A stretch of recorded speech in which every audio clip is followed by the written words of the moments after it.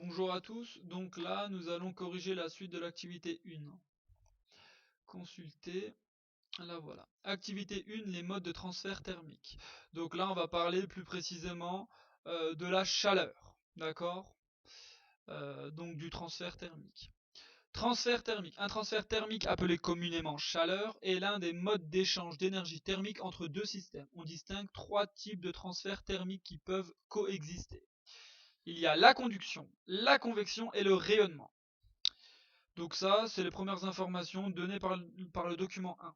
Ensuite, document 2, document 3 et document 4, où là j'explicite un peu plus sur les trois modes de transfert thermique. Tout d'abord, par conduction. Il est spécifique au solide.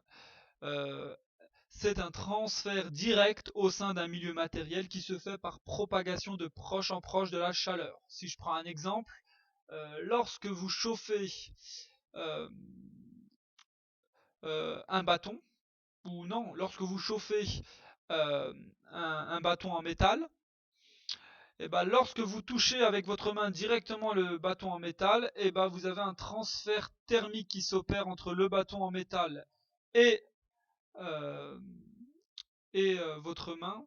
Et ce transfert, c'est un transfert par conduction. D'accord.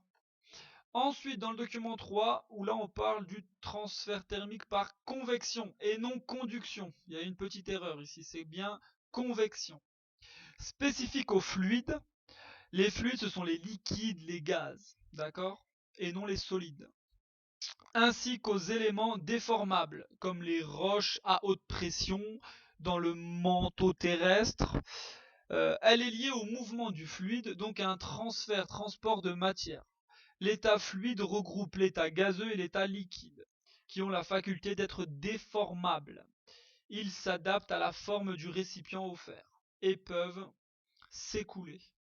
Donc, par conduction, un exemple de la vie courante, ça serait le chauffage. Lorsqu'on allume le chauffage, eh ben, l'air donné par le chauffage d'une voiture, il y a un transfert thermique par convection qui s'opère lorsque vous vous chauffez par l'intermédiaire de votre chauffage de voiture. Pour finir, le document 4, le transfert thermique par rayonnement. C'est une émission de rayonnement électromagnétique par un corps chaud. Le rayonnement a la particularité de se déplacer dans le vide. Par exemple, ce serait le cas du Soleil. Le Soleil, les rayons du Soleil, avant d'arriver sur Terre, ils passent dans l'univers. D'accord. Donc les rayons du Soleil arrivent sur Terre et une fois qu'ils passent par contre, lorsqu'ils rentrent dans l'atmosphère terrestre, là on n'est plus dans le cas du vide parce qu'on a de l'air tout autour. Donc là, ça serait par exemple le cas du Soleil. Donc dans le cas du Soleil, on a un transfert thermique par rayonnement et on a également un transfert thermique par convection. Parce que on a les rayons qui permettent de chauffer les molécules d'air tout autour et par transfert, par convection, ces molécules d'air nous chauffent également. À présent, on passe à l'exercice. Donc le premier exemple que j'ai mis, c'est une casserole sur une plaque à induction. Dire quel type de transfert thermique présente l'exemple ci-dessus. Donc, le tout premier transfert thermique qu'on peut mettre, c'est indéniable, c'est par conduction, d'accord? Par contact direct entre la casserole et la plaque à induction, ça chauffe. Ensuite, est-ce qu'il y a le phénomène par convection? Non, parce que là, c'est un contact direct. Est-ce qu'il y a le phénomène par rayonnement? Et là, non également. Donc là, c'était seulement le cas par conduction. Ensuite, le cas d'un feu de camp. Quels types de transferts thermiques sont présents?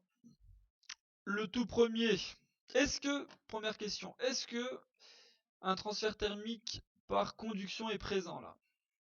Et non, et non. Lorsqu'on allume un feu, on ne met pas directement notre main au feu pour se chauffer, non. On est chauffé par convection, par les mouvements de molécules d'air autour qui ont été chauffées et qui viennent à nous. mais également on est chauffé par rayonnement, parce que le feu envoie des rayons et eux-mêmes nous chauffent. D'accord? Donc là, on avait deux cas. On avait le cas par rayonnement et le cas par convection. Ensuite, le cas du soleil. Le cas du soleil, il faut bien distinguer. Si on est dans un endroit vide, si on n'est pas dans notre atmosphère terrestre, mais dans un endroit où il n'y a pas de euh, molécules d'air, bon, on ne serait pas vivant, mais là, dans ce cas de figure, ça sera uniquement un transfert thermique par rayonnement. Mais dans l'atmosphère terrestre, dans notre cas à nous, on est chauffé par le soleil, par rayonnement et également par convection. Et absolument pas par conduction. D'accord? Ensuite, le cas du radiateur. Euh, Par rayonnement, non. D'accord? Par contre, par convection, oui, c'est bien par convection, parce que le chauffage permet de chauffer l'environnement autour, et lui, par convection, nous chauffe également, par l'intermédiaire de l'air. Donc par convection, on peut sélectionner. Et également par conduction dans le cas, dans le cas où on touche directement avec notre main le chauffage. Là, on peut dire qu'on est chauffé par conduction, parce qu'on a un contact direct avec le chauffage. D'accord? Donc dans ce cas-là, c'est valide. Par contre, si on ne touche pas directement le chauffage, on subit un transfert thermique uniquement par convection. D'accord? Mais dans le cas où on touche le chauffage, on accepte euh, le transfert thermique par conduction. Et voilà, c'était tout pour la suite de l'activité 1.